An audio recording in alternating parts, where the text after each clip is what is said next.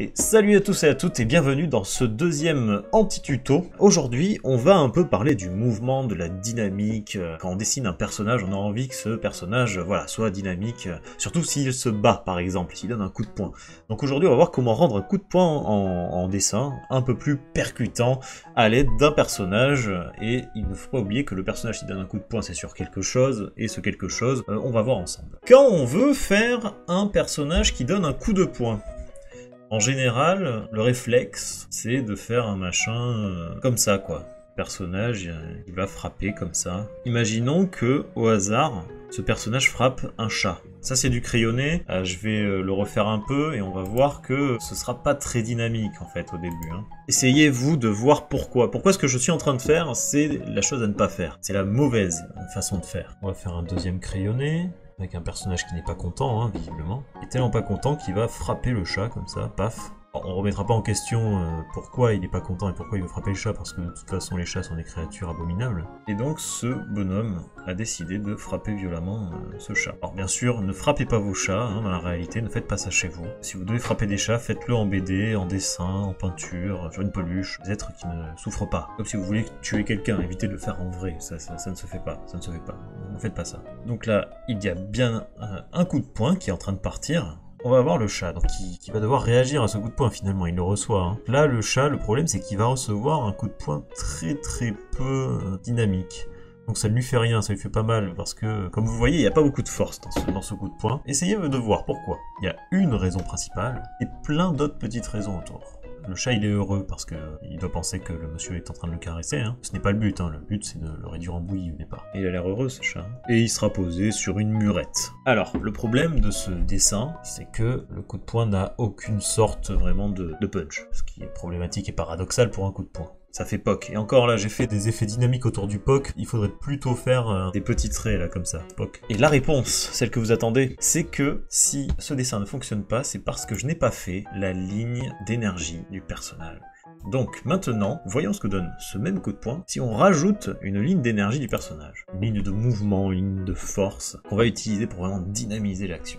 La ligne d'énergie, c'est ce que le personnage va transmettre comme force dans son mouvement. Là, clairement, on a ce genre d'énergie qui va venir du personnage. Et après avoir fait ces lignes de mouvement, on va pouvoir les utiliser tranquillement pour construire le personnage. Ici, donc, c'est le poing qui va en avant, et le bras va suivre cette ligne, comme ça. Si le bras est là, l'épaule sera par là. Et le corps va suivre, en fait. Tout le corps du personnage va suivre. Le genou va se lever, tout est plus élancé. Vous voyez que ça suit bien les courbes de départ quasiment. L'autre bras va être projeté en arrière, comme ça. Même le visage est en avant, quoi. Ok, là maintenant il est bien dynamique. Le chat lui-même va réagir à cette ligne d'énergie. Le chat qui était posé ici va suivre le punch du monsieur. Donc dans cette direction-là, pouf, vers là. Tac, comme ça. Les yeux vont être projetés de leur cavité orbitale, en fait. Ce sont des choses qui arrivent. Ce qui provoque une vive douleur chez le félin. On n'est pas fait pour avoir les yeux qui sortent de leur orbite. Normalement, on n'est pas fait pour ça.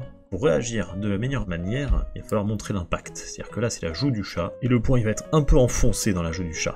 Tellement enfoncé que l'œil, en fait, le premier œil du chat va être ici, quasiment sous la main, et il n'y a que le deuxième œil qui va être projeté, peut-être. Un corps sur lequel on appuie très fort va se déformer, donc la tête du chat, théoriquement, devrait être dans cette forme-là. Paf, comme ça, quoi. Voilà, elle réagit au coup de poing. On va replacer les yeux, la bouche va venir par là. Ok, là, je pense qu'on a quelque chose. Et là, vous voyez, ça réagit bien. On va essayer d'ancrer directement ici.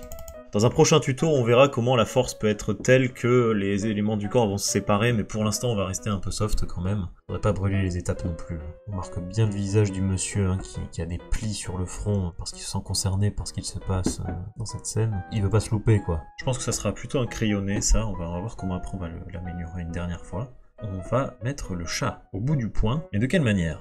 Je pense qu'on va faire un œil qui s'en va de la cavité, comme ça. Il reçoit quelque chose, là. Là, il reçoit. Je vais même grandir la joue qui est frappée par le poing.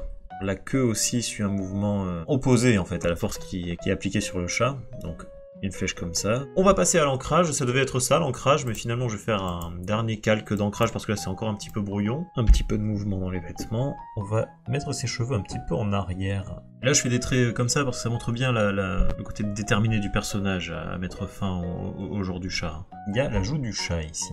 Là, vous voyez, on a une impression de vitesse dans ce choc. Alors, La queue du chat. Voilà, on fait sa petite chaussure. Je ne vais pas aller dans le détail de la semelle, non seulement parce que ce n'est pas très intéressant pour notre dessin, mais parce que les chaussures, c'est quelque chose d'absolument ignoble à dessiner. C'est un des pires trucs du monde à dessiner. Et on va quand même refaire la murette. Hein. La murette qui joue un grand rôle dans cette scène, ça montre d'où décolle le chat. Ok.